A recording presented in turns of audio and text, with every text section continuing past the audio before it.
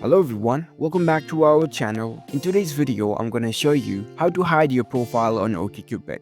It's a very simple and easy process and I'm gonna guide you through how to do it. Let's get started. First of all, on your phone, launch the OkCupid app. Once you're in the app, make sure that you are logged in with your account. You'll see this kind of interface after you are logged in. Now, in order to hide your profile from someone, you need to find the person's profile from which you want to hide your profile. Let's say I want to hide my profile from this person's account. So I'll simply open their profile.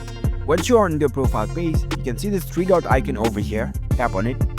Now over here, you can see the block option and it says it hides you from each other.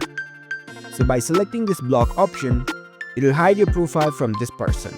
So that's it. That's how you can easily hide your profile on OkCupid. If you found this video helpful, don't forget to give this video a thumbs up and subscribe to our channel for more tech tips. Thank you for watching.